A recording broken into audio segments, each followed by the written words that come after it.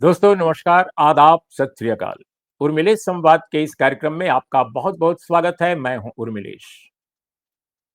दोस्तों पिछले दिनों जवाहरलाल नेहरू विश्वविद्यालय की 2 छात्राएं, दोनों शोध छात्र, एक ने पीएचडी पूरी कर ली है, एक पीएचडी पूरी करने के कगार पर है और दोनों की एक बात सामान्य है कि दोनों राष्ट्रीय जनता दल की नेशनल प्रवक्ता हैं, यानी नेशनल स्पोक्सपर्सन। इन दोनों प्रवक्ताओं के साथ देश की सबसे बड़ी पार्टी, सबसे भारतीय जनता पार्टी इतनी खफा हो गई इनसे कि इन दोनों का उसने बहिष्कार का एक तरह से फैसला कर लिया। और ये खबर मिली इनको चैनलों से कि भई आप लोगों ने जो कुछ कहा है उससे उसकी वजह से हम आपको बुला नहीं पाएँगे क्योंकि बीजेपी का प्रवक्ता नहीं आएगा अगर हम आपको पैनल में बैठाते हैं। ये मामला ये है। तो वो दोनों जो लड़कियां हैं या दोनों जो छात्राएं हैं या राष्ट्रीय प्रवक्ता हैं, वो आज हमारे साथ इस कार्यक्रम में मौजूद हैं और वो इतनी कम उम्र की हैं, इतनी यूँ कहा जाए कि जैसे नेशनल प्रवक्ता जो होते हैं किसी पार्टी के बहुत मज़े-मज़ाए लोग होते हैं, लेकिन ये इतनी कम उम्र में ही भारतीय जनता पार्टी सत्ताधारी दल के लिए सिरदर्द अगर बनी है, तो ज़ाहिर है आप समझ सकते हैं कि ये अपने काम में कितनी मज़ी हुई हैं। इतने कम समय में और अनुभव की रोशनी जो उनको मिली है, वो कहाँ से मिली है, हम इन्हीं सब विषयों पर बात करेंगे। अ, ये दोनों जो है इनका नाम है डॉक्टर कंचना यादव और दूसरी हैं प्रियंका। प्रियंका हमारे प्रियंका भारती ये पहले तो मैं इनका परिचय दे दूँ, प्रियंका भारती जर्मन में पीएचडी कर रही हैं, जवाहरलाल नेहरू नेहरू विश्वविद्यालय में और कंचना लाइफ साइंसेज़ में पीएचडी कर चुकी हैं और इनका जो विषय जो अभी मुझे दिखाई पड़ा है, वो इतना कॉम्प्लेक्स और इतना आई मीन जटिल होगा, मैं उसकी केवल कल्पना कर सकता हूँ क्योंकि मेरे दायरे का नहीं है। कैंसर सोमेटिक म्यूटेशन में इंटरप्रिटेबल मशीन लर्निंग का अनुप्रयोग, ये विषय है। और इसी तरह से प्रियंका का जो विषय है वो जर्मन लिटरेचर और उसका भी अलग एक वो बताएँगी स्वयं, मैं पूछूँगा उनके पीएचडी के विषय पर। तो आप दोनों का बहुत-बहुत स्वागत है, प्रियंका और कंचना। सबसे पहले बहुत-बहुत शुक्रिया। मैं जी, थैंक यू। सबसे पहले मैं कंचना आपसे पूछता हूँ कि भई आप क्या वजह है कि भारतीय जनता पार्टी जो जिसके पास इतने कुशल प्रवक्ता हैं, आप लोगों को शायद मालूम होगा प्रवक्ताओं की बड़ी ट्रेनिंग कराती है बीजेपी बहुत बड़े और फिर क्या हो गया ऐसा कि वे लोग घबरा गए और परेशान हो गए और आप लोगों के साथ बैठने पर उनको ऐतराज़ हो गया? बहुत-बहुत शुक्रिया सर आपके साथ बैठने के लिए। बहुत ट्रेनिंग कराती होगी भारतीय जनता पार्टी, लेकिन मुझे लग रहा है कि उन्होंने गालियों की ट्रेनिंग कराती है। गलती से या जानबूझकर वो जो डिबेट्स हैं, टीवी डिबेट्स हैं, उनके स्तर को सिर्फ मैं ये नहीं कह रही हूँ क्योंकि मैं तो हर रोज़ हम लोग फेस करते हैं और जो देखने वाले लोग हैं, जो समाज के पढ़े-लिखे लोग हैं, वो जब देखते हैं तो कहते हैं कि ये क्या मुर्गा लड़ाई चल रही है, एक-दूसरे को गाली-गलौज दे रहे हैं। तो एक बड़े समाज के तबके को गाली गलौज के माध्यम पे से इन्फ्लुएंस करने का हो सके उनके यहाँ ट्रेनिंग दी जा रही होगी, लेकिन हमारे यहाँ तो पढ़ा लिखा कर भेजने की ट्रेनिंग दी गई। अब भाई गाली पर पढ़ना लिखना जब भारी पड़ जाए तो हमारी गलती नहीं है कि आप हमको बैन करिए, है ना। आप अपने प्रवक्ता को बैन कर दीजिए जो गाली दिया है। हमारी पार्टी ने हमें भेजा है, कोई दायित्व तो दिया है, इतने कम उम्र में अगर तेजस्वी जी ने हमें भरोसा दिया है, हमारे पर ट्रस्ट किया है, तो उनको भी भरोसा दिलाना हमारा काम है अपने काम के जरिए कि हाँ, हमें जो जिम्मेदारी दी गई है वो अच्छे से निभाएंगे, हम अपनी जिम्मेदारी निभा रहे हैं। तो आपके सिर पे अगर सिर दर्द है और आप हो बीजेपी प्रवक्ता हैं, एंकर हैं, जो हमेशा उन्हीं की तरफ से बैटिंग करते हुए दिखाई देते हैं, कुछ संघ के विचारक भी आ जाते हैं, कुछ राजनीतिक एनालिस्ट पैनलिस्ट कुछ लोगों को भी बैठा दिया जाता है, डेटा सर्वे वाले को कुछ लोगों को बैठा दिया जाता है। उनको लगता है जैसे हमें डेटा का परवाह हमें नहीं आता और हमें डेटा का खेल बहुत अच्छे से समझ में आता है। तो जब इसमें 10 लोगों के बीच में ये तमाम जो एक ही विचारधारा के लोग होते हैं, जिनका शायद एक ही होटल में जिनको ट्रेनिंग मिलती होगी सबको, और वो हमें जो हम कहीं पर हमें ट्रेनिंग एज सच नहीं दी जाती, हमें फ्रीडम दिया जाता है हमारे लीडरशिप के द्वारा कि आप लोग, प्रियंका जी, हमारे सारे प्रवक्ताओं को पढ़े लिखे लोग हैं, कुछ लोग प्रोफेसर हैं, कुछ लोग अलग अलग काम करते हैं, इतना समझदार है कि आप लोग अपने विवेक से क्या बोलना है क्या नहीं बोलना है, पार्टी लाइन क्या है, समाजवादी विचारधारा क्या, आप लोग बोलिए।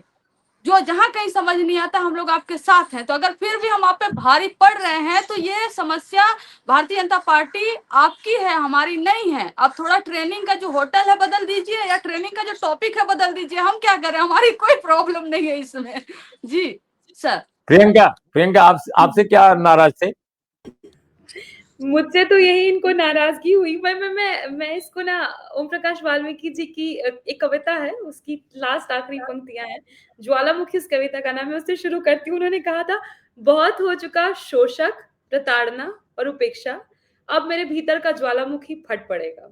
हमारे भीतर एक ज्वालामुखी थी कि हमारे समाज का कहीं से कोई प्रतिनिधित्व मीडिया जगत में तो नहीं हो पा रहा। ये ब्राह्मणवादी एक ब्रह्मांड है जिसका हिस्सा हम लोग नहीं थे।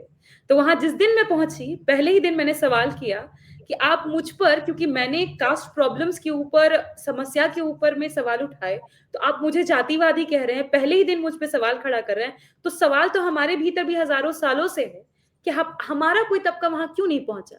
तो मैंने एंकर्स से पूछा, आपकी जाति क्या है, आप वहां कैसे हैं, जो पैनलिस्ट बैठे हैं मुझे सभी एक उपनाम के क्यों नजर आ रहे हैं। तो पहला ही दिन मैंने ये सवाल कर दिया ना, तो शायद नीचे का जो जमीन था वो खिसक गया, वो हिलने लगा, तो एक घबराहट होने लगी। तो पहले ही दिन से मेरे साथ ये हुआ कि कुछ एंकर्स स्टार्ट कर दिए मुझे बॉयकॉट करना स्पेसिफिकली, और एक चैनल ने तो पूरी तरीके से बॉयकॉट कर दिया साल भर। उनका ये था कि पहले दिन मैंने उनसे सवाल पूछा था कि आप जो देश में ये खराब माहौल है, जो हिंदू मुसलमानों के नाम पे जो लड़ाइयां लड़ी जा रही है, जो सांप्रदायिकता का माहौल है, ये आपके कारण बना है। अगर आप लोग इस तरीके से इसको नहीं फैलाते, आग नहीं लगाते ये कह के कि उसने हमारा ये तोड़ दिया, हम उसका ये तोड़ देंगे, तो फिर ये खराब माहौल नहीं होता। उसके लिए आप जिम्मेदार हैं। और मुझे ये नहीं समझ में आता कि आप अपनी अगली पीढ़ी को कैसे जवाब दीजिएगा। तो ये शायद उनको बहुत चुभ गया, और इसी चलते वो चैनल ही मुझे बैन कर दिया। और मुझे बार बार जब अलॉट किया जाता उस चैनल पर हमारे कोऑर्डिनेटर द्वारा, तो चैनल ये कहता कि टॉपिक बदल गया है। 6-7 बार तो मैं सोची कि ठीक है, हो सकता है बदल गया होगा। 8वें बार मैंने सोचा कि देख लेती हूँ कि ऐसा क्या टॉपिक है जो मेरे आते ही बदल जाता है। मैं देखी टॉपिक वही था, मैं बदल गई थी। तो एक सिलसिला एकदम बिगिनिंग से इन्होंने शुरू कर दिया था, because I was very assertive on the teachings of Baba Saheb. मैं वहां पे बाबा साहेब का नाम ले रही हूँ, पेरियार, फूले, कांशीराम कर रही हूँ। तो शायद उनके भीतर वो दर्द था कि ये सब तो कभी मेन स्ट्रीम का हिस्सा नहीं थे, ये कैसे मेन स्ट्रीम में आ गए। तो शायद इसीलिए वो प्रक्रिया शुरू हो गई, जो अभी पूरा लंबे मेरे से सारिका जी, कंचना जी सभी तक पहुंच गया। तो क्या 1 साल तक आप बैन रही एक चैनल पर? 1 साल तक? जी, पिछले साल से बैन हूं मैं। तो फिर वो शुरुआत उन्होंने फिर कैसे की आपकी? आपको कैसे लेना शुरू किया? अभी अचानक से जाकर के साल भर बाद मेरा एक शो हुआ, तो उस शो पे मैं गई, क्योंकि उस दिन मैंने शक्ति जी को बोल दिया कि ये लोग जानबूझ के मेरे साथ, जो हमारे कोऑर्डिनेटर है, मैं उनको बोला कि जानबूझ के ऐसा हमारे साथ करते हैं, तो शायद इसीलिए हमको नहीं लिया जाता है। तो उन्होंने कहा कि ठहरिए, आज अगर बोलता है टॉपिक बदलेगा तो हम इनको बोल देंगे कि जो हमारा कोई व्यक्ति आपके पास नहीं जाएगा। तो शायद उस दिन उन्होंने बोला, तो वो हमको बुलाए, और फिर उसके बाद बोले कि नहीं, ये गलत मैसेज चला गया। कई बार ऐसा होता था कि सुधांशु जी आते थे, तो वो चाहते थे कि वो राज्यसभा सांसद हैं, तो उनके सामने कोई राज्यसभा सांसद बैठे, आपके साथ वो बैठना नहीं चाहते। तो मैंने कहा कि वो शायद मेरे लिए इसलिए बैठना नहीं चाहते साथ में कि उनको घबराहट होती है कि उनका जो एक सामंती एटीट्यूड है, उसकी मैं, मतलब राज्यसभा का नहीं, उनके भीतर जो कास्टिस्ट सामंती एटीट्यूड है, उसकी पोल मैं विचारों से खोल दूंगी, इसलिए वो मेरे साथ बैठने से घबराते हैं। ये कोई स्टेचर का मामला नहीं है, विचारों का मामला है। तब जाकर के मुझे एंड में एक जगह उन्होंने लिया है पिछले सप्ताह। ओके।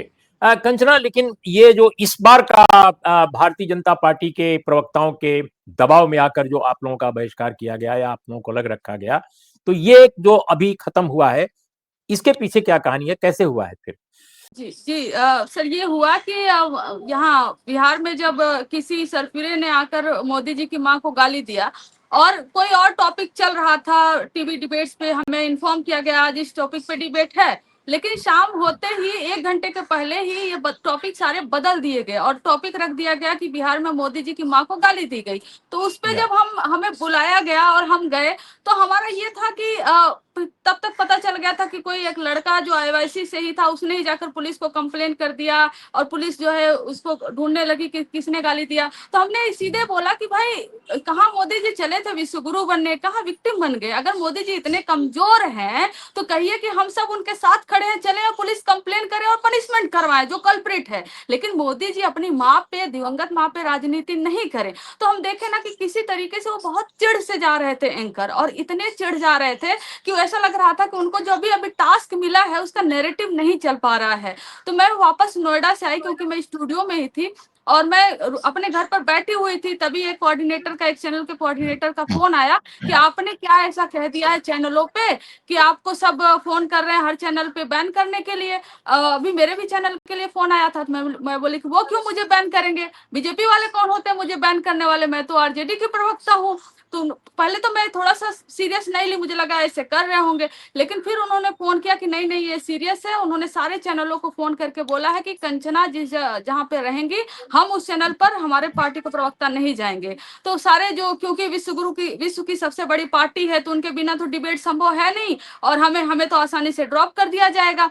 तो ये उनका खेल शुरू हुआ, हमने अपने पार्टी को कम्युनिकेट कर दिया। दूसरे भी दिन ऐसे हुआ, 2 चैनल पे भेजे गए, मैं भेजी गई और दोनों चैनलों ने मना कर दिया। तो हमारे फिर तेजस्वी जी तक ये बात पहुंची। फिर तेजस्वी जी ने बीच जो वोटर अधिकार यात्रा चल रहा था वहां से निकलकर उन्होंने हम सब से मीटिंग की और उन्होंने बोला कि हमारे किसी भी प्रवक्ता को जो हमारे द्वारा असाइन है, अगर कोई भी चैनल यह कहता है कि हम इनको नहीं रखेंगे, अपने सहूलियत के हिसाब से हम उनको रखेंगे, इनको नहीं रखेंगे, तो ऐसे चैनल का हम कंप्लीट बाइकआउट करेंगे। और कंप्लीट मींस कंप्लीट, ना मैं उस चैनल को 1-to-1 इंटरव्यू दूंगा, ना उस चैनल को मैं कोई बाइट दूंगा, और ना ही मेरा कोई MP MLA कोई भी प्रवक्ता उस चैनल पर नहीं जाएगा। ये डिसीजन हमारा है कि हम किसको भेजेंगे किसको नहीं भेजेंगे, हमेशा उनकी सहूलियत के हिसाब से नहीं होगा।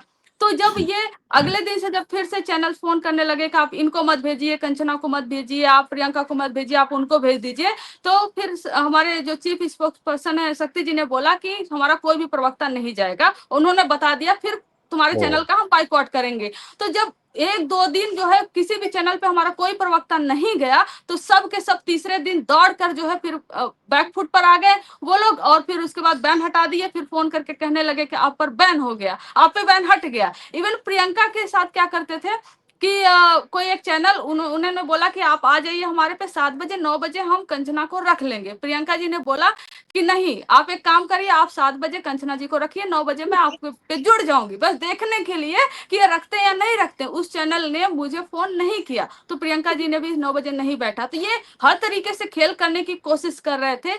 इवन एक शो ऐसा है जिसपे मुझे 10 मिनट पहले ड्रॉप किया गया। पहले बोले नहीं ठीक है मैडम आइए हम कुछ करते हैं, 10 मिनट पहले फोन करके बोले कि मैम हम आपको नहीं बैठा पाएंगे क्योंकि बीजेपी नहीं मान रही है। यही लाइन है कोटेड, बीजेपी नहीं मान रही है।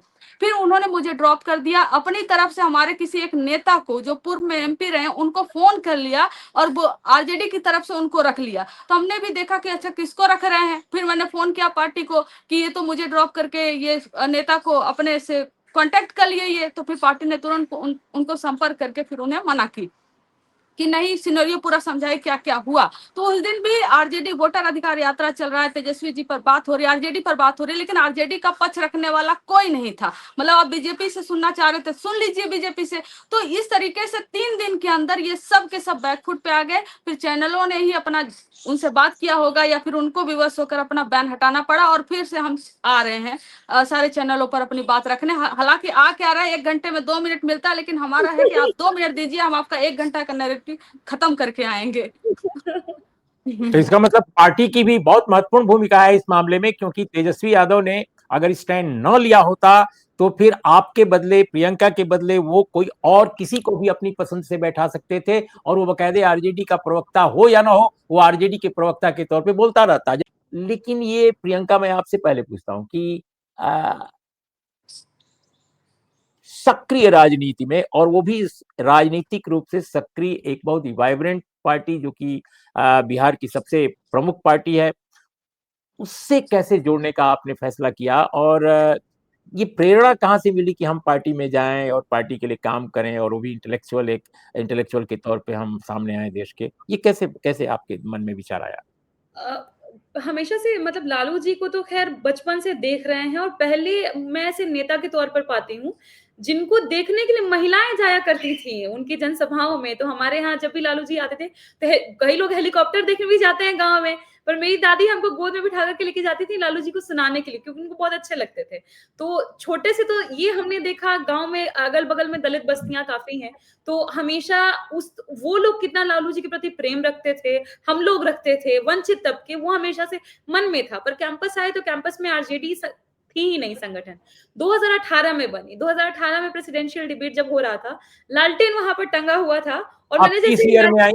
आप जेएनयू किस ईयर में आई? 2016 में आई थी, उसी साल मेरा 12th हुआ था, उसी साल जी। एडमिशन हुआ था, तो मैं हाँ। 2016 में आई। 2018 में संगठन का फॉर्मेशन होता है यहाँ पर।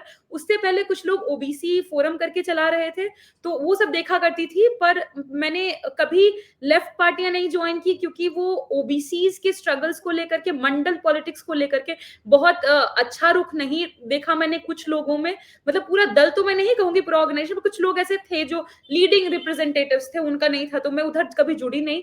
दूसरा कि हमेशा इनके मुंह पर मैंने लालू जी के खिलाफ बहुत गालियां सुनी, कभी सम्मान से लालू जी, मुलायम जी, मायावती जी, शरद जी, रामविलास जी, कभी इनका नाम सम्मान से नहीं लेते थे ये लोग। तो सडनली जब हम लोग आए, देखे कि लालटेन लगा हुआ है, तो अचानक से कहते हैं ना, खींचे चले जाना, तो आई जस्ट वेंट देयर। और पहला नारा जो मैंने सुना वो था, 100 में 90 शोषित है, 90 भाग हमारा है, धन धरती और राजपाट पे 90 भाग हमारा है। जगदेव बाबू का, जगदेव बाबू की कहानी मैंने पढ़ी थी कि कैसे उनको मारा गया, उनके ऊपर पेशाब किया गया, शरीर नहीं दिया जा रहा था, ये सारी चीजें। तो बहुत कनेक्टेड फील किया कि हमारा इशू उठाने वाला कोई लोग है, ओबीसी रिजर्वेशंस पे कोई मजबूती से बात रख रहा है, मंडल का नाम ले रहा है। तभी मैं जुड़ी, और लालू जी का पीरियड लीव के बारे में मैंने ऑलरेडी पढ़ा था, तो मेरे लिए he was a very feminist leader, तो मैं जुड़ गई। और फिर मैं 2019 में चुनाव लड़ा यहाँ पर जेएनयूएसयू का प्रेसिडेंट पोस्ट का। घबराई हुई थी, 20-21 साल की थी, इंडियन एक्सप्रेस से लेकर के हर लोग लिख रहे थे कि जेएनयू में सबसे पहली बार कोई इतना छोटा मतलब उम्र से कोई व्यक्ति लड़ रहा है चुनाव प्रेसिडेंट पद के लिए, इंटरेस्टिंग होगा। ये सब स्टोरीज आ रही थी, तो मैं घबराहट में थी, पर तेजस्वी जी ने कहा कि मैं भरोसा आप कर लेंगी, और फिर मैं चुनाव लड़ी। इट वाज गुड, लोगों का बहुत सराहना मिला, अप्रिशिएशन मिला कि बहुजन तबके की एक बेटी वहां पर रिप्रेजेंट कर रही है पार्टी को, और बहुत अच्छा रहा। और फिर बाद में पार्टी ने राष्ट्रीय महिला विंग का जनरल सेक्रेटरी बनाया, नेशनल जनरल सेक्रेटरी। उसके बाद फिर तेजस्वी जी का कॉल आया कि बधाई हो, आप पार्टी की राष्ट्रीय प्रवक्ता बनी है। तो ये जर्नी रहा कैंपस में। और क्योंकि फी हाइक के दौरान ये ही जब किस ईयर में आप बनी प्रवक्ता? किस ईयर में?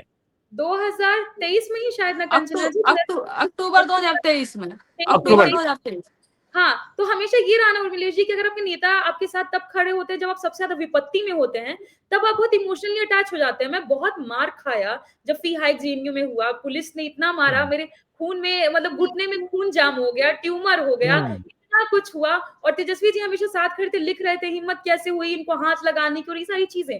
तो हमेशा मैं बहुत इमोशनली अटैच रही, और यही वजह है कि मैं कभी भी डिबेट में जाती हूँ ना, तो मेरा दिमाग नहीं बोल रहा होता, मेरी आत्मा बोल रही होती है, मैं भीतर से बोल रही होती हूँ, और वो इसी जुड़ाव के कारण है।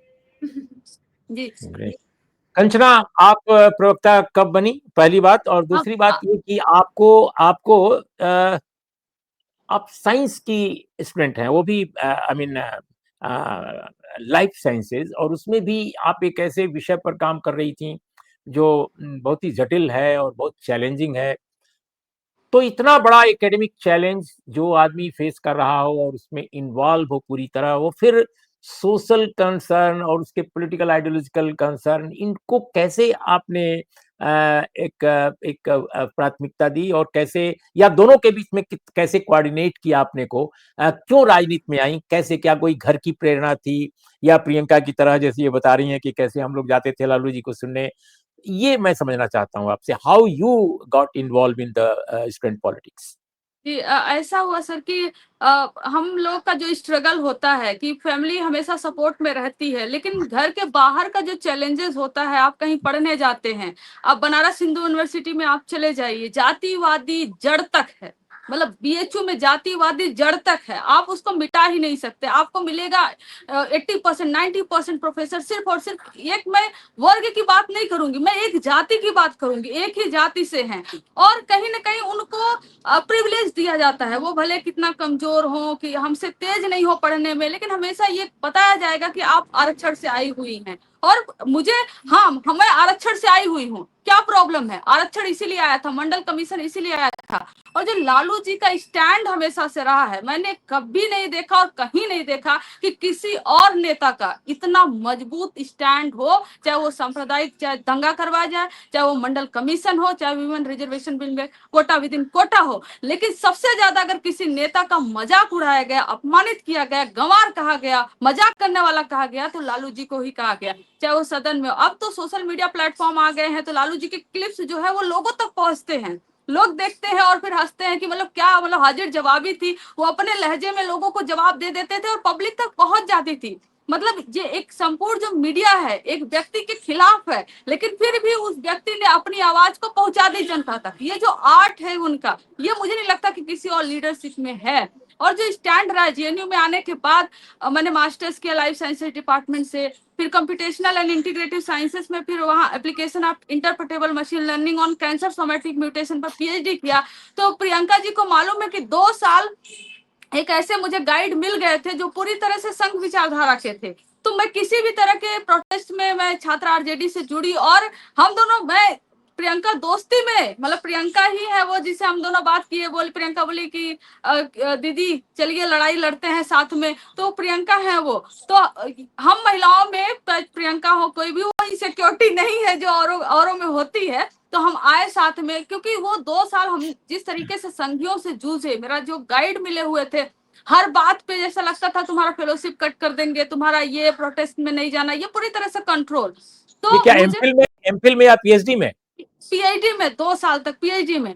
फिर मुझे 3rd ईयर में जो है कि मैं लगा कि या तो मेरी अब पीएचडी जाएगी, या तो फिर अगर पीएचडी गाइड नहीं चेंज होगा। तो मैंने पूरा प्रयास किया, मैंने गाइड चेंज किया और गाइड मेरे न्यू मिले, वो एंड्रयू माइकल लिन, जो कि क्रिश्चियन है और वो लालू जी को, मतलब उनको हिंदी समझ नहीं आती, फिर भी वो लालू जी को बहुत मानते हैं। और वो रिजर्वेशन और इस सब के, वो बहुत बड़े एक साइंस बैकग्राउंड से हैं, बहुत ज्यादा उसको एक्सप्लोर नहीं किया, फिर भी वो लालू जी को बहुत ज्यादा मानते हैं। और फिर जब इस तरह से हम प्रोटेस्ट में आ रहे, हमने देखा कि कैंपस में जो हो गया है ना, एक जो लेफ्ट की आइडियोलॉजी है, क्या वो रियली लेफ्ट, वो जो विंग है वो मान रही है? आप बड़ी बड़ी बातें तो कर देते हो, आप सोशल इकोनॉमिक पॉलिटिकल जस्टिस की बात कर देते हो, लेकिन आपके नारों में कभी भी मंडल जी की बात नहीं आती, आपके नारों में कभी भी मंडल कमीशन की बात नहीं आती। सबसे पहले मंडल का नारा लगा था कैंपस में, तो छात्र आरजेडी ने लगाया था, और बाद में विवश होकर मंडल कमीशन का नारा और भी पार्टियां, ऑर्गेनाइजेशन, इवन लेफ्ट भी लगाने लगी। तो हमने देखा कि ये जो कहते हैं वो तो करते नहीं है, दोनों में बहुत अंतर है।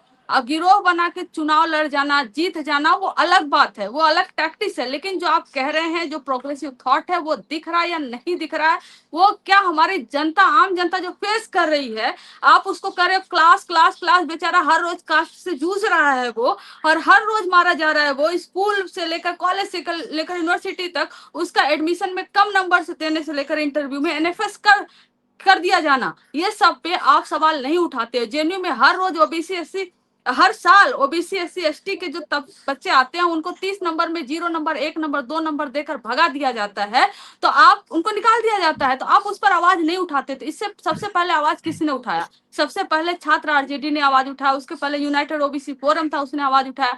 तो राइट तो मैं हूं नहीं, और लेफ्ट का हम देख रहे हैं, और एक ही व्यक्ति है, एक ही पार्टी, एक ही आइडियोलॉजी है, जिसको मैं फेस कर रही हूँ, जिसको मैं फेस की हूँ, वो बात कहती है, सामने से कहती है। आप जितना भी बदनाम कर लो, आप लालू जी के नाम इज्जत से भी नहीं ले सकते, ललुआ कहते हो। हर साल आप जब चुनाव होता है, आप स्टेज से बोलते हो कि लालू यादव जो है वो महिला आरक्षण के विरोधी थे। कैसे विरोधी थे भाई? हमारी सरकार में सबसे पहले प्राइवेट मेंबर बिल आया महिला आरक्षण को लेकर, हम वो है जो कह रहे हैं ओबीसी महिलाओं को अलग से कोटा दीजिए और अभी पास करिए। आपने क्या किया? लेफ्ट ने क्या किया? लेफ्ट ने 30 मेंबर की एक कमेटी बना दी, सारी सरकार ने मिलकर बना दी, जिसमें लेफ्ट के सबसे ज्यादा लोग थे, क्योंकि महिला थी उसमें, वो आई, उसमें नीतीश कुमार जी भी थे। और उन्होंने क्या रिकमेंड किया कि हाँ ठीक है, अभी एज इट इज लागू होने दो, बाद में चलकर इसको इम्प्लीमेंट करना होगा तो हम कर दिया जाएगा। तो आपने तो कहीं स्टैंड नहीं लिया, लालू जी ने ही लिया। तो हम लालू जी के आइडियोलॉजी से, पार्टी से, लालू जी से प्रभावित होकर हम कोर से, दिल से, मन से हम जुड़े हैं और हम जुड़े रहेंगे और हम डिफेंड करते रहेंगे। देखते हैं आप कितने साल तक लालू जी को ललुआ बोलते हो। एक और छोटा सवाल, इसके बाद फिर मैं प्रियंका आपके पास आऊंगा। बिल्कुल, एक छोटा सा सवाल। आपने साइंसेस की बात, मैंने लाइफ साइंसेस की बात की, या दूसरे जो विज्ञान के अन्य जो विभाग है, एक धारणा है, गलत भी हो सकती है, ये आई मीन पूर्वाग्रह भी लोगों का हो सकता है कि मानविकी जो है, ह्यूमैनिटीज है, या दूसरे और जो संकाय हैं यूनिवर्सिटीज में, कॉलेजेस में, उनके मुकाबले साइंस के लोग जो वैज्ञानिक सारा पड़ताल करते हैं, लेकिन उनके यहाँ अवैज्ञानिकता विचारों की बहुत ज्यादा है, सोशल कंसर्न उनके बड़े लिमिटेड हैं। और इसीलिए विज्ञान में आप देखती हैं कि जैसे आपने नाम लिया, मैं नाम नहीं ले रहा हूं किसी का, या किसी को पॉइंट आउट नहीं कर रहा हूं, लेकिन राइट विंग बहुत स्ट्रांग हो जाता है यूनिवर्सिटीज में, खासकर साइंस में। ऐसा क्यों होता है? ऐसा ऐसा सर, मैं आपको बता रही हूँ कि हुआ क्या था कि जिस दिन राम मंदिर का उद्घाटन वगैरह चल रहा था और पूरी मीडिया और कैमरा और बॉलीवुड स्टार और हर कोई वहां पर पहुंच गया था, वीआईपीज कह दें, वीवीआईपीज को पहुंचाया गया था, पूरा प्रचार हुआ था। उस दिन जेएनयू में जो कन्वेंशन सेंटर बना है, जो कि ओबीसी के फंड पे बना है, उसमें अब राइट विंग का ही प्रोग्राम होता है। उसमें लेफ्ट वालों ने ओबीसी हॉस्टल नहीं बनने दिया, कन्वेंशन सेंटर बनवाया, और उसी कन्वेंशन सेंटर में अब राइट विंग का प्रोग्राम्स होते हैं। तो वहां ये पे किस ईयर की बात आप कर रही हैं, जब लेफ्ट ने अपोज किया था? ये 2011-12 की बात है। ओह। हाँ हाँ। तो वहां पर एक चल रहा था कॉन्फ्रेंस, साइंस का कॉन्फ्रेंस। जेएनयू में 5-6 साइंस डिपार्टमेंट है, सब मिलकर प्रोग्राम करवा रहे थे। अब कैंसर पे प्रोग्राम चल रहा था, कॉन्फ्रेंस चल रही थी, और शुरू सुबह 8 बजे से शुरू हुआ और 8-9-10 बजे से प्रोग्राम शुरू हो गया था वहां राम मंदिर उद्घाटन का। और स्क्रीन पर जिस पर साइंस का प्रोग्राम चल रहा था, फिर वो क्योंकि वहां से ऑर्डर आ गया था कि हर जगह यही चलेगा, तो उन्होंने सीधा जो है उस साइंस कॉन्फ्रेंस को हटाकर राम मंदिर उद्घाटन का प्रोग्राम पूरे दिन भर चलाए, और बाहर कन्वेंशन सेंटर के खड़े होकर एबीवीपी के लोग नारे लगा रहे थे। तो अब साइंस का क्या होगा इंडिया में? ये जो साइंस, और हाँ, साइंस का क्या होगा? आप साइंस प्रैक्टिस करते हो और दूसरी तरह एकदम आप साइंटिफिक नहीं हो। साइंटिफिक कैसे हो आप? तो ये दो जो कॉन्फ्लिक्ट है ना, ये अगर दोनों एक साथ एग्जिस्ट, मुझे लगता है कि नहीं कर सकती है। और सबसे ज्यादा प्रैक्टिस साइंटिफिक जो है वो साइंस वाले ही होते हैं, इसमें कोई दो राय नहीं है सर, इसमें कोई दो राय नहीं है, मैं एग्री करती हूँ। मुझे यहाँ मिलेश जी ओशो याद आते हैं, कहते हैं ना कि क्या वैज्ञानिक दृष्टिकोण कैसे हो सकता है जब हर परीक्षा, साइंस की परीक्षा देने से पहले भी हम लड्डू चढ़ा करके चाह रहे हैं कि हम एकदम टॉप कर जाए मेहनत करने की जगह। तो वैज्ञानिक दृष्टिकोण का होना, एक वैज्ञानिक मतलब कहते हैं ना, विज्ञान से जुड़े होकर नहीं होता। जब आप समाज में देख रहे होते हैं चीजें, और समाज में आप अन्याय देखते हैं, शोषण देखते हैं, दमन देखते हैं, उपेक्षा देते हैं, ये सारी चीजें देख करके जब आप कहते हैं ना कि दिल से आप उससे जुड़ाव महसूस करते हैं, तो फिर आपका वैज्ञानिक दृष्टिकोण अपने आप डेवलप होता है। जगदेव बाबू तो स्कूल में ही थे ना, जिस समय में ये हाथी वाला पूरा प्रथा था कि हाथी सबका चरेगा, जितने भी मान लीजिए कृषि से जुड़े लोग हैं, छोटे मंझले किसान है, सबका जाकर के वो खेत चढ़ जाएगा, क्योंकि वो किसी एक तबके के जाति का लोगों का हाथी है। तो इसके खिलाफ उन्होंने जंग शुरू की जब छोटे थे, बहुत बच्चे थे। तो ये सारी चीजें तो कहते हैं कि बचपन से ही आप सीख लेते हैं आसपास में। तो वैज्ञानिक दृष्टिकोण देश के लिए भी बहुत जरूरी है, क्योंकि संविधान भी कहता है, धारा 51A भी कह रही है कि ये हर सिटीजन की ड्यूटी है कि आप इसको माने कि वैज्ञानिक दृष्टिकोण को। जेएनयू के बारे में एक ओपिनियन बाहर भी है, आज भी है, कि ये लेफ्ट का गढ़ है, और लेफ्ट के इस गढ़ को राइट विंग जो है डिमोलिश करना चाहता है आज के दौर में, जब मोदी सरकार है। आज जब लेफ्ट में ओबीसी, दलित को भी रिप्रेजेंटेशन देने की बात चल रही है उनके बीच में, तो आप लोगों का जो स्टैंड है इस वक्त, और उन लोगों के बीच में क्या कोई डायलॉग है, या बिल्कुल डायलॉग नहीं है? जैसे आपकी पार्टी के लेवल पर डायलॉग है, I mean your party, Janata Dal, राष्ट्रीय जनता दल, वो अलायंस में है सीपीआई, सीपीएम, सीपीआईएमएल के साथ, लेकिन यहाँ पर आप लोगों के बीच में, छात्रों के बीच में, कैंपस में क्या कोई अलायंस या कोई कोऑर्डिनेशन, कोई डायलॉग है? बिल्कुल है, मतलब क्योंकि जैसे फी हाइक आंदोलन हुआ, हम लोग सब एक साथ पूरा कैंपस खड़ा नजर आया, या फिर कहीं भी कोई भी मुद्दा होता है, जेएनयूएसयू का कॉल होता है, तो सीआरजेडी हमेशा ही उसका एक पार्ट होती है, सारे लोग एक साथ आते हैं, क्योंकि हमारा जो सामने जो वैचारिक दुश्मन है वो एबीवीपी है। वो हमेशा कैंपस में दंगा फसाद, मारना पीटना, परेशान करना, लड़कियों को परेशान करना, ये सारी चीजें में वो लोग रहते हैं। तो इस मामले में तो हम लोग एक साथ हैं। भले हो सकता है कि अलायंस, कहते हैं ना कि वो जो पॉलिटिकली होता है, सीट शेयरिंग, ये सारी चीजें ना हो पाए, लेकिन वैचारिकी के तौर पर तो हम लोग साथ हैं। और मैं इस चीज की हम लोग की जीत मानती हूँ। जैसे सीआरजेडी हो गया, बापसा हो गई, या फिर समाजवादी छात्र सपा हो गई, इन सारों का मैं कंट्रीब्यूशन इस मामले में मानती हूँ कि जब से ये संगठन कैंपस में आए हैं, लेफ्ट ने, जैसा आपने कहा कि ऑफिस बियरर्स बनाना शुरू किया है दलित पिछड़े समुदाय से आने वाले लोगों को, तो ये तो हमारी जीत है। और दूसरा कि साथ ही साथ हमारे आने से ना नारों में भी एक परिवर्तन आया है उर्मिलेश जी। अब हम कैंपस में ये नारा लगाते हैं, टूट कमंडल जाएंगे हम, फिर से मंडल लाएंगे, Arjun Mandal we shall fight, we shall win, Phoolan Fatima VP Singh, we shall fight, we shall win. तो हम उसमें जोड़ रहे हैं अपने नायकों को, एक स्थान जो उनका था, जो गायब था मेन स्ट्रीम से, उसको लेकर के आ रहे हैं। तो हाँ, हम लोग वैचारिकी के तौर पर तो एक जगह आते हैं। और लालू जी भी तो हमेशा कहते थे ना कि आई एम अ कम्युनिस्ट, और हमेशा हमेशा वो हैव्स और हैव्स नॉट की बात करते हैं। वही तो कोर है ना मार्क्स की थ्योरी का। अब 10 कैपिटल जो है वो पढ़िए, तो वही थ्योरी है, हैव्स और हैव्स नॉट की जो लड़ाई है, जो कहते हैं ना कि जो वंचित तबका है, वो बड़े बड़े का जो शासन है वो बेड़ियां तोड़ेगा, workers of the world will unite one day, और वो फाइट करेंगे। और यही है हमारे कि यहाँ जो वंचित शोषित तबका है वो यूनाइट करेंगे, फाइट करेंगे। तो इस जो अन्याय के खिलाफ जो कुछ भी है उसमें तो हम साथ खड़े हैं। प्रियंका सर, मैं एक लाइन इसमें जोड़ना चाह रही थी। प्रियंका, ये परिवर्तन कैंपस में तो हुआ है, नेशनल लेवल पर भी हुआ है कि जो पार्टी कभी भी विमेन रिजर्वेशन बिल में कोटा विद इन कोटा की बात नहीं करती थी, वो पार्टी आज हमारे साथ स्टैंड ली कि कोटा विद इन कोटा होना चाहिए। कास्ट सेंसस का जो मसला हो, जो पार्टी ने स्टैंड नहीं लिया था, आज उन्होंने लिया। चाहे वो मंडल कमीशन का हो, चाहे वो प्राइवेट सेक्टर में आरक्षण को लेकर हो, चाहे वो सामाजिक न्याय को लेकर, उस रास्ते अगर हम सबको ला पाए, और वो चाहे जो भी हो, चाहे जो पार्टी हो, ये हमारी जीत है। ये सिर्फ कैंपस में नहीं, नेशनल लेवल पे जो एक हमारी फाइट चल रही थी बहुत पहले से, उसमें अब जाकर असर दिखा है। वहां पर भी लोग मानने को तैयार हुए, मानने ही नहीं मजबूर हुए हैं। करना पड़ेगा आपको, क्योंकि हर समुदाय, हर वर्ग इतना जागरूक हो गया है ना। वो पहले, सबसे पहले पार्टी तो देखता ही है, लेकिन यह भी देखता है कि हमारा रिप्रेजेंटेशन किधर है।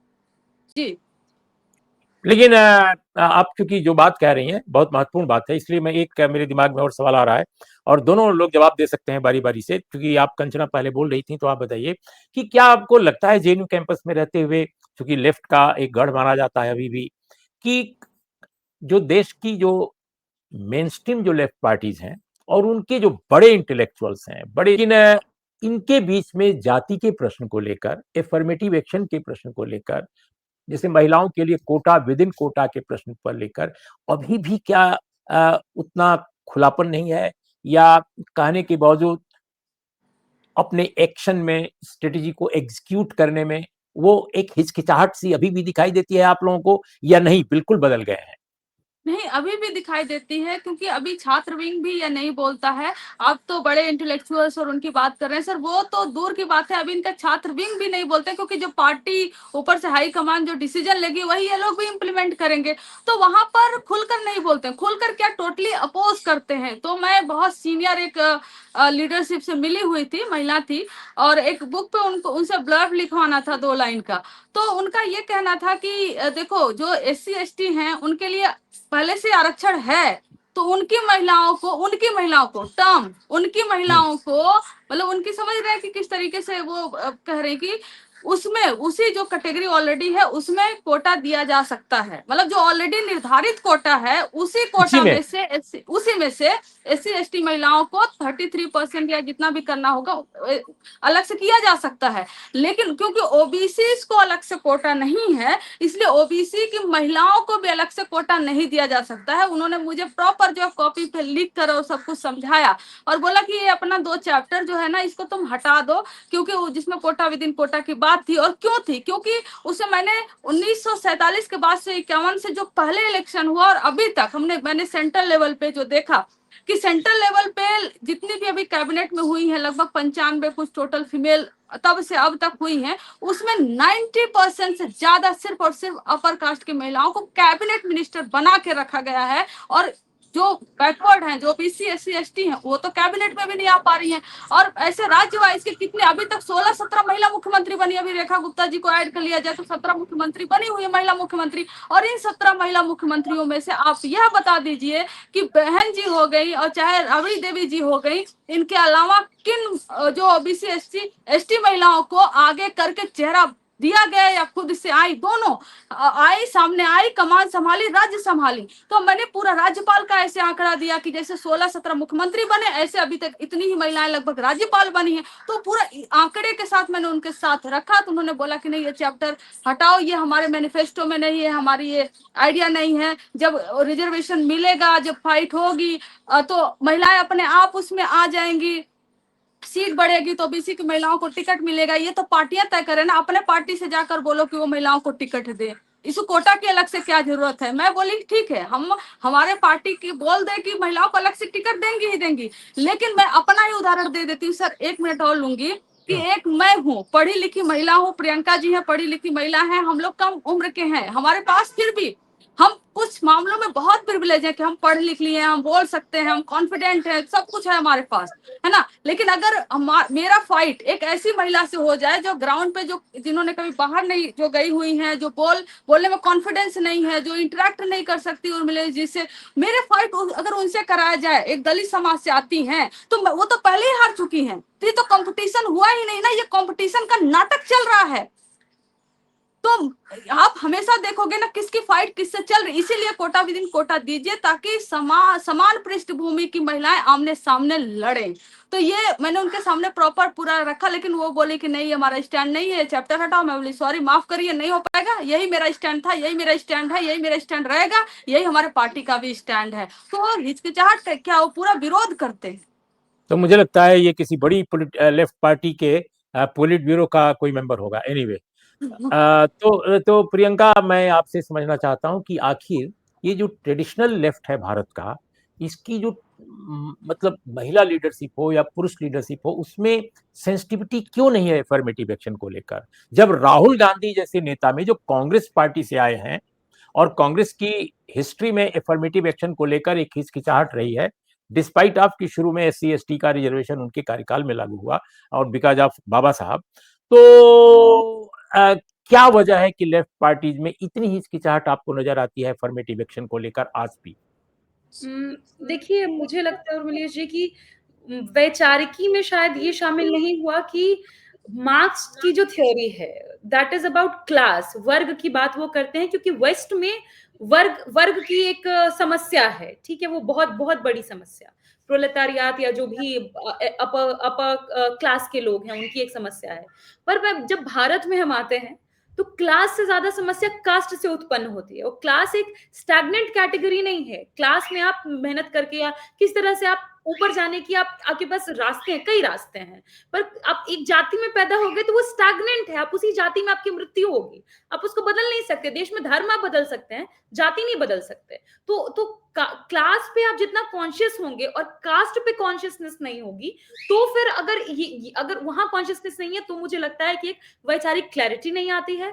दूसरा कि शायद इसलिए भी ऐसा हो सकता है कि शुरू में जब देश आजाद हुआ, उसमें सभी लोग शामिल थे, तो कुछ लोगों को लगा कि हाँ, ये एक जो मार्क्स की थ्योरी आ रही है उधर का, वेस्ट का, ये बहुत अच्छी चीज है और हमको यहाँ इंप्लीमेंट करना चाहिए, उस पर लड़ना चाहिए। ट्राइबल्स की भी लेफ्ट में काफी कहते हैं ना कि उस मुद्दे को उठाया, लोगों के लिए लड़े। लेकिन समस्या क्या आती है? गेज की समस्या आती है। आप एडवर्ड सईद की ओरिएंटलिज्म को पढ़े होंगे, तो एक वेस्ट का पूरा हमारे प्रति एक ओरिएंटल कॉन्सेप्ट हमेशा रहा, जो वेस्ट अपने सोफा कंफर्ट जोन में बैठा हुआ है और वहां से बैठ के, और इंडिया हमारे देश को सभी को एनालाइज कर रहा है। बिल्कुल इसी तरीके का यहाँ भी रहा। जैसे मीडिया हाउसेस की मैं बात करूं, वहां पे भी मैं उसको कहती हूँ अपर्ड कास्ट गेज, प्रिविलेज गेज। वो सोचते हैं कि हाँ, जाति खत्म हो गई, कोई समस्या नहीं, बिकॉज आपने वो समस्या नहीं झेली, आप उसका हिस्सा नहीं रहे। तो लेफ्ट में कुछ लोग जो हुए, मान लीजिए, क्योंकि डी राजा जो जिस पद पर पहुंचने में बहुत समय लग गया, बहुत समय लगा वहां पहुंचे, उसके बावजूद कई लोगों को उनके खिलाफ शिकायतें रही कि कैसे वहां पहुंच गए। तो मुझे लगता है कि बदलाव हुआ है, लेफ्ट में भी काफी बदलाव हुआ है, और तभी तो राइट इतना चिढ़ता है ना, दक्षिण पंथी क्यों इतना चिढ़ता है? क्योंकि वो जानता है कि जितने भी सोशलिस्ट पार्टियां हैं, लेफ्टिस्ट हैं, मतलब कम्युनिस्ट हैं, ये सारे उनसे लड़ने में सक्षम हैं। हाँ, लीडरशिप की कमी मुझे दिखती है। लेफ्ट में भी मुझे लगता है कि दलित या उपेक्षित, वंचित उस तरीके से फेस नहीं बन पाए हैं जैसा बनना चाहिए, क्योंकि शायद उस तरीके से आगे नहीं बढ़ पाए हैं, और उनको बढ़ाना चाहिए। पर हाँ, एक बदलाव बहुत हुआ है, कांग्रेस में भी बहुत बदलाव हुए हैं। पर मुझे इस बात की खुशी है कि जिस लड़ाई की मशाल लालू जी ने, कांशीराम जी ने, सबने इतनी आगे लेकर के गए, उसी दिशा में सारी पार्टियां बढ़ रही हैं, इंक्लूडिंग कांग्रेस हो, बीजेपी हो। बीजेपी को भी बात करना पड़ रहा है ना, दे आर सेइंग कि हम जातिगत जनगणना करवाएंगे। कहाँ उसके खिलाफ हमेशा बोलते थे, और जब भी मैं ये मुद्दा उठाती थी तो मुझे जितने भाजपा के प्रवक्ता है, जातिवादी है ये, जातिवादी है ये, और फिर अगले दिन जब ये लोग बोलते हैं कि हम करवाएंगे, जो कि मुझे डाउट है कि करवाया भी तो ये लोग आंकड़ा छुपा के रखेगा, तो तब जाकर किसको डिफेंड कर रहे हैं, तो पीछे मुड़ रहे हैं। तो सब हमारी लाइन पे आ रहे हैं, ये हमारी जीत है। तो आप लोग बिहार इलेक्शन में क्या करेंगी? मतलब मुझे तो खैर, मैं पार्टी ने रखा है इंडिया कोऑर्डिनेशन कमेटी में, मीडिया को मतलब जितनी प्रेस ब्रीफिंग्स होंगी उसको हैंडल करने के लिए, तो ये मेरा काम है। उसके अलावा हम लोग जितने भी प्रवक्ता हैं, एक तरीके से जब तक चुनाव हो रहा है, कहते हैं ना कि एकदम जान फूंक देना, हम पूरी तरीके से पार्टी के लिए मेहनत कर रहे हैं कि जो भी वो नैरेटिव गलत लाने की कोशिश करे, उसको फैक्ट से पूरी तरह ध्वस्त कर दे, कि अगला दिन वो नैरेटिव चले ना। बहुत कोशिश किए थे ये लोग, जो हम लोग अभी 10 डिस्कस कर ही रहे थे, इन्होंने बहुत कोशिश की कि बिहार में जो इन्होंने बंद का आह्वान दिया, पूरा फ्लॉप हो गया। वो हम लोग हर जगह डाल रहे थे वीडियोस की किस तरीके से वो माँ की सम्मान के लिए ऑर्गेनाइज किया गया, लेकिन बिहार की हर माँ का अपमान हो रहा था, बहन गालियां दे रही थी, पत्रकारों को मारा जा रहा था। तो हम लोग ये है कि हर नैरेटिव को जो इनका झूठा है, फैक्ट्स के साथ इन्हीं को इसको ध्वस्त कर दे, और अपने आप मुझे लगता है कि सब जानेंगे कि हम मुद्दों की राजनीति करते हैं, भाजपा मुद्दों की राजनीति करती है। लेकिन कंचना, जो अपने देश का जो टीवी पूरम है, तो वो तो एक खास दृष्टिकोण है, एक खास विजन उसका है, और वो मीडिया है भी नहीं। सच्चाई ये है कि वो मीडिया नहीं है। वो एक भी बहुत अच्छे आए हैं। तो क्या कुछ प्रवक्ताओं से आप लोग पूरे देश में डिस्कोर्स में या उसके पूरे नैरेटिव में चेंज कर सकते हैं, क्या आपको लगता है? देखिए सर, ये हुआ कि पिछले जब 1990 से बात कर ले, या फिर ये लोग सक्सेसफुल क्यों हुए जंगल राज का नैरेटिव बनाने में, जबकि एक फ्रॉड नैरेटिव है। 1990 से हमारी सरकार रही, 2004 में पटना में जल जमाव हुआ, और उसके चलते पटना हाईकोर्ट ने IAS अधिकारी जो है उनको बुलाया और बोला कि ये क्या जल जमाव हो रखा है, जंगल राज चल रहा है क्या। 2004 की बात है, लेकिन 2004 के उस बात को उठाकर पूरा जो मीडिया है, मतलब जिसको आप मीडिया हम नहीं मानते, गोदी मीडिया है, टीवी पूरम है, आपके शब्दों में कहें तो, उन्होंने जो नैरेटिव बनाया यह है कि बिहार में जंगल राज है, और 1990 से लेकर सब कुछ जंगल राज में हो गया। और इसी एक टर्मिनोलॉजी पे ये 20 साल से चुनाव लड़ते हुए आ रहे हैं। जितने भी चुनाव हुए 20 साल से ये सरकार में है, सिर्फ और सिर्फ जंगल राज में। आज यह है कि हाँ, हमारे पास इतना ताकत है, डेटा है, हम सर्च करके हम लेकर जाते हैं, डेटा पढ़कर जाते हैं कि किस किस क्राइम में, किस किस राज्यों में, और बिहार में ही आज कई सारे क्राइम में 300%, 200%, 100% जो क्राइम रेट है वो ज्यादा है। लेकिन किसी की हिम्मत नहीं है कि उसको महाजंगल राज या जंगल राज कह दे। तो हम ये डेयरिंग के साथ कहते हैं कि महाजंगल राज चल रहा है, या जो भी अभी बिहार में हुआ सड़कों पर, जो मोदी जी ने बिहार बंद करवाया था, तो वो महाजंगल राज ही दिखा। गुंडे उतरे थे सड़कों पर, और गुंडे उतर कर किसी को मार रहे हैं, किसी को कूट रहे हैं, लेकिन किसी मीडिया में हिम्मत नहीं हुई कि उसको महाजंगल राज या जंगल राज कह दे। तो हमें जो भी टाइम मिलता है, जो भी स्पेस मिलता है, और जब भी ये जंगल राज का नैरेटिव चलाने की कोशिश करेंगे चुनाव में, हम वो तोड़ इनका जवाब देंगे कि 20 साल से क्या चल रहा है बिहार में। महाजंगल राज नहीं चल रहा, हमारे पास आंकड़े, हमारे पास फैक्ट, हमारे सारे प्रवक्ता जो है वो पढ़े लिखे तेज तरार हैं, प्रोफेसर्स हैं।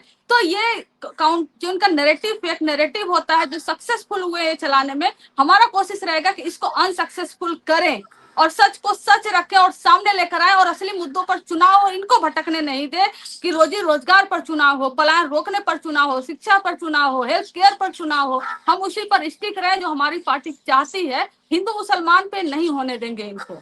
जी प्रियंका, बिल्कुल आखिरी सवाल, और इसका आप जवाब देंगी बहुत। तो मैं ये समझना चाहता हूं कि जैसे दक्षिण भारत की बहुत सारी पार्टियां हैं, गैर भारतीय जनता पार्टी दल जैसे हैं, या गैर कांग्रेस दल भी जो है दक्षिण भारत के, सबने एक वैकल्पिक मीडिया भी बिल्ड किया है। डीएमके के पास अपना अखबार है, एआईडीएमके के पास है, सीपीएम के पास अपना अखबार है, सीपीआई के पास अपना अखबार है केरल में। इसी तरह से आप पाएंगी और भी पॉलिटिकल पार्टी जो है, हालांकि आंध्रा में बहुत स्ट्रांग था, कई पॉलिटिकल पार्टीज के पास अपना मीडिया, लेकिन वो कमजोर पड़ गया है। मैं पार्टी मीडिया का कोई बचाव नहीं कर रहा हूँ या उसके पक्ष में नहीं बोल रहा हूँ। मैं मानता हूँ मीडिया को स्वतंत्र होना चाहिए और एक अलग प्लेट, लेकिन मीडिया अगर स्वतंत्र नहीं है तो ऐसे दौर में जो रीजनल पार्टीज हैं या अपेक्षाकृत जो कमजोर पार्टियां हैं फाइनेंस के मामले में, रेवेन्यू के मामले में, उनको अपना भी एक बिल्ड करना चाहिए मीडिया, सो दैट कि वो अपनी बात कह सकें। आपकी पार्टी ने ऐसा कोई प्रयास नहीं किया, लंबे समय तक वो भी शासन में रही। तो आपको क्या लगता है कि ये एक आपकी पार्टी से कमी है कि आप लोगों ने अल्टरनेटिव मीडिया की जरूरत को महसूस नहीं किया और आज वो फेस कर रहे हैं आप समस्या? उर्मिलेश जी, मुझे लगता है कि इस चीज पर लालू जी का कभी फोकस नहीं रहा, क्योंकि उनकी बातें बिना मीडिया के ही गांव के अंतिम घर तक पहुंच जाया करती थी। उस जनता समय से मीडिया अलग था, उस समय ये टीवी पूरम नहीं था। पर फिर भी मीडिया में तो कुछ ही लोगों का वर्चस्व था ना, जो हमेशा से रहा, कुछ ही जातियों का वर्चस्व था, जो कभी लालू जी को पसंद नहीं करते थे। तो इसीलिए मैं कह रही हूँ कि उस समय में भी लालू जी के शब्द अपने आप पहुंच जाते थे। और रही तो एक कोशिश, तो हमारी तरफ से बिल्कुल बहुत खूबसूरत कोशिश हुई है। हमारी पत्रिका आती है राजद पत्रिका, तो उसमें आप जो भी व्यक्ति चाहे अपना बात लिख सकता है, और काफी अच्छे अच्छे एसेज हो, कविताएं हो, पार्टी का क्या काम चल रहा है या क्या होना चाहिए मुद्दों पर, नए नए जो भी आ रहे होते, बिल्स आ रहे होते, उसके ऊपर लोग लिखते हैं और वो चलता है। पर मुझे लगता है कि वो थोड़ा और बढ़ाने की जरूरत है। पत्रिका के साथ मैं चाहूंगी न्यूज़पेपर्स वगैरह भी हमारा आए, हमारी तरफ से मिले, जैसे लेफ्ट का भी न्यूज़पेपर्स वगैरह आता है वैसा हो। और साथ ही साथ मुझे लगता है कि इससे ज्यादा तो मतलब नेता हमारे इतने मजबूत हैं। आपको याद होगा 2015 का जब विधानसभा चुनाव हो रहा था, तो Lalu ji bunch of thoughts की कॉपी लेकर के घूम रहे थे, क्योंकि मोहन भागवत ने कह दिया था आरक्षण की समीक्षा होगी, और उसी पे हम पूरा चुनाव जीते हैं। 2020 का चुनाव में नैरेटिव तेजस्वी जी ने सेट किया, दवाई, कमाई, पढ़ाई, लिखाई, सिंचाई, कार्यवाही, उसी पे हुआ। और अब बात इस पे हो रही है कि अब मुर्दों की नहीं, मुद्दों की बात होगी। तो हम सेट कर रहे हैं, पर हाँ, हमें भी एक ऑल्टरनेटिव खड़ा करना पड़ेगा। बिल्कुल सही है उस मामले में, क्योंकि मीडिया के, कहते हैं ना, जॉन बॉद्रिया का एक थ्योरी है, media the Gulf War did not take place, कि कैसे किस तरीके से परसेप्शन ये बिल्ड करते हैं। तो परसेप्शन बिल्डिंग एक मशीनरी हमें भी तैयार करनी पड़ेगी, क्योंकि अब हम एआई के जमाने में जा रहे हैं और इसकी जरूरत है। चलो कंचना, अल्टरनेटिव मीडिया के बारे में आपको क्या लगता है? एक जन मीडिया, पीपल्स मीडिया कैसे देखते हैं? मैं कंप्लीटली एग्री करती हूँ सर। जैसे प्रियंका जी ने बोला कि आप हैं, चला रहे हैं, लोग देख रहे हैं, सुनते हैं, बहुत जो समाज के शिक्षित लोग हैं, बौद्धिक लोगों को जरूर सुनते हैं। हाँ जी बिल्कुल, जी बिल्कुल। लेकिन मैं इस बात से कंप्लीटली एग्री करती हूँ कि हाँ, उस समय में जब हमारी सरकार, हम लोग की सरकार बनी थी, चाहे यूपी में मायावती जी का आया हो, चाहे नेताजी मुलायम सिंह यादव जी का आया हो, या हमारी जब सरकार बनी थी, तो हमें एक ऐसा प्लेटफॉर्म डेवलप करना चाहिए था। लेकिन हम कहीं ना कहीं हम उसमें रह गए कि ये डेमोक्रेसी के 4 पिलर होते हैं, एक में मीडिया है, और जो मीडिया ऑलरेडी है वो भी हमारे भी साथ रहेगी, हम इसमें बिलीव करके रह गए, और इस धोखे में हम मार खा गए। और लेकिन अब इस धोखे में तो नहीं रहेंगे सर, क्योंकि हमने देख लिया है, हमने इनकी जो इस चीज को देख रहे होंगे, और हमें मौका मिलेगा, हम कहेंगे हमारी सरकार बन जाती है कि हमारे लिए एक अल्टरनेटिव प्लेटफॉर्म होना चाहिए, इसका हम जरूर कहेंगे। जी बहुत बहुत शुक्रिया प्रियंका भारती और डॉक्टर कंचना यादव, आप दोनों लोगों ने बहुत खुलकर बात कही है, और बहुत सारे ऐसे मुद्दे हैं जो आप लोगों से और बातचीत के लिए जरूरी थे, लेकिन लंबी बातचीत हो गई, हम फिर बात करेंगे आप लोगों से। और तब तक के लिए नमस्कार दोस्तों, और आपको कैसा लगा कार्यक्रम जरूर बताइएगा। इन्हीं शब्दों के साथ आप सबका बहुत बहुत धन्यवाद।